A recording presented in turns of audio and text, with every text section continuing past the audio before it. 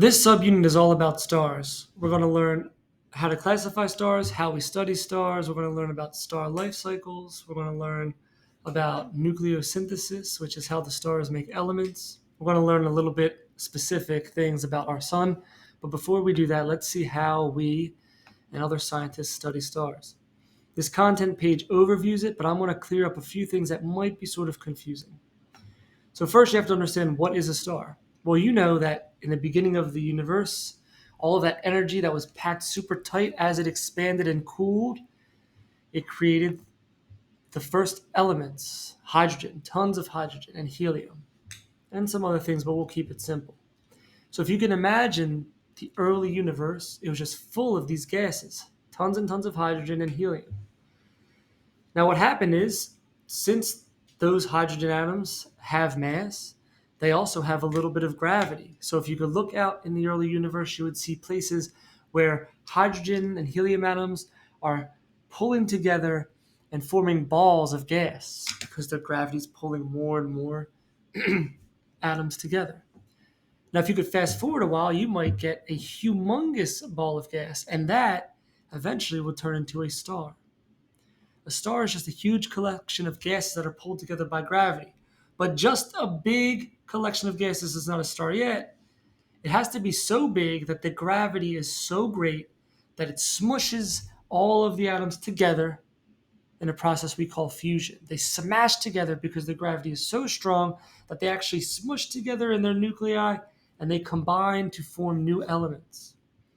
Since fusion has so much energy involved, all of this energy that you see and that you see during the daytime is actually released from these fusion reactions. There's billions and billions of them going on in the sun and in any star. So that's what a star is, just a huge ball of gas. Now, we'll learn more about this later, but the star life cycle, I want to mention it. Here is that huge cloud of gas, and right here you can see that it's getting dense enough with enough gravity to finally turn into a star. The first stage a star has is main sequence, is what our sun is in right now. That's burning up all of the gases inside of it, smashing together hydrogens and heliums and making new elements. But eventually, when it starts to get close to running out, it'll turn to a red giant and swell up really big and start to fuse the rest of the elements together that are inside of its core until it all eventually runs out and expands all the way. And depending on its size, if it's the size of our sun, our star, it'll turn to a white dwarf. If it's bigger, it'll become a neutron star. If it's much bigger, it'll become a black hole. But we'll learn more about that later. You might be thinking, why do we care about stars? Well, if we know all about stars and their life cycles, then we know about the past, how the universe developed, came to be what it is now. We also know about right now and the future. It'd be pretty terrible if we learned that the sun was going to expand into a red giant in about 10 years, because they say that if it did do that, it would probably engulf the Earth, definitely the first two planets, and maybe even the Earth. But we know from studying the sun that it's in main sequence. It has millions and millions of years before it'll get anywhere near that, so we are all safe.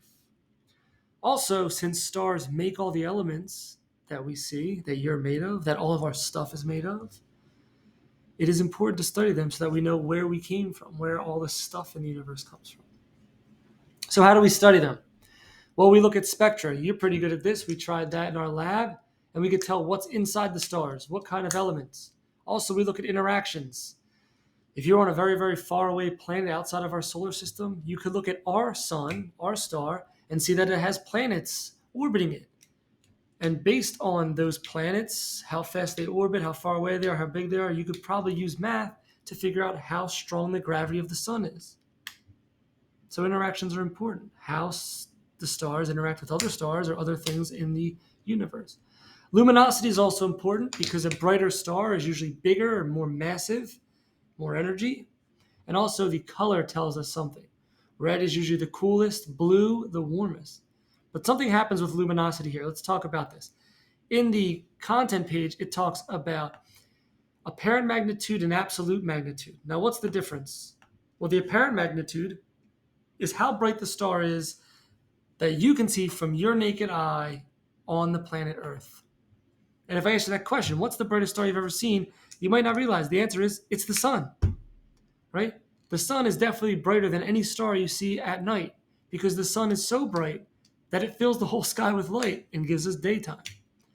However, the sun is not the biggest star out there. It's just really close to us. So it is the brightest one to us. That's the apparent magnitude, how bright it looks to us on Earth.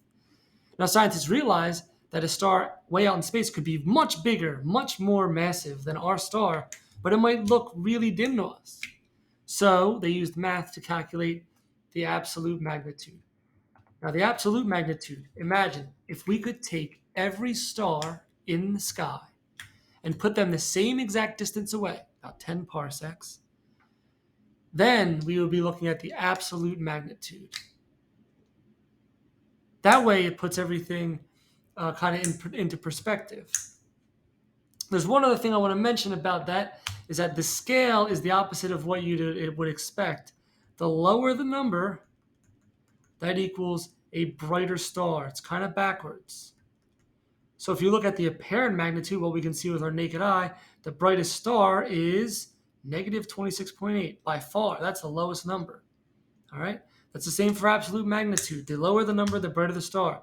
Check it out. Our sun here is the highest number. So that's definitely not the biggest, strongest star. If you have any questions, just ask.